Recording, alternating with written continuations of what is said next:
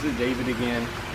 I just here to share a story about one time coming down to the Clubhouse where I live, and a friend of mine, one of my neighbors, wanted to play ping pong with me, and so I thought, hey, okay, I love to play ping pong. My kids got me into it, and I started to get into it. And said, yeah, I'll come down here and play ping pong. Sounds good. We played ping pong a little while, and a little afterwards, so there were people. See, I'm here at a place where there's a nice pool, and people are gathering around. There are families, individuals, guys and kids, all hanging around here. And I thought, hey, it's a good time to get to know some people that I'm maybe never met before. So I hung around and got to know some of the guys. I actually played ping pong with a couple of the guys. I just had a good time, fellowshipping, get to know them. It's amazing how you can find connection with almost anybody, and somebody you never met before. Like one guy collected instruments, and I don't collect instruments per se, but I am a musician, and so I made connection there. We could play ping pong. The guy played ping pong. Another guy played ping pong, and we got to know him. And he had a son.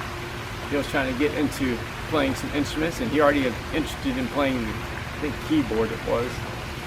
And I had my at the time. Actually, I left here. I went home to get my instruments and came back a little later, and I got an opportunity to let that kid, his son, hold the violin. It was neat to be able to, it's always neat to encourage kids to get into music and to see what instrument that they're inclined to play. And as time went on, like I said, it was also interesting to meet that same guy. His wife was into art. My daughter's into art. She's a teacher. My daughter seemed to be a teacher. It's neat to see connections, with different people. But what was even kind of capped it all off was when I was talking to this guy, and most people had already left. We just sat down at a table over here where we're all hanging around, and we just had a seat, and we just sat there as the sun was going down. We just sat and talked for a while, and just got to know each other. And continued to talk a little bit about that I was teaching, and he had some questions about how to get his son into playing the violin. But somewhere along the way, it turned, and we got to talk about my faith, and it just went smoothly. And he had mentioned he had grown up in church, and he already had familiarity. And the way he was talking, he kind of proved it. However, he had some misguided information, because as we continued to talk, I clarified a few things, and he was like, he didn't understand quite some of those things that he thought he understood. And I think there's so many people out there who think they understand what Christianity is about, or they think they know who Christ is, but don't. And so that really capped off my evening. And you just never know when you're out and about interacting with people.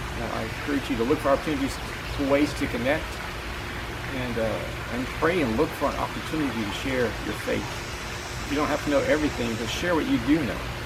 Because what you do know may be what they don't know and need to know and hear.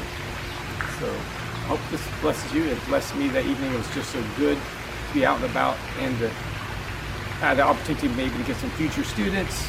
And even after that, I was walking home, I got an opportunity to possibly teach another kid. But really above all was that conversation I had with that one guy, and to make him think, and to encourage him to really dig into what he believes and who Christ really is. So I just encourage you, again, look for opportunities. God will open those doors and connect you. Thank you.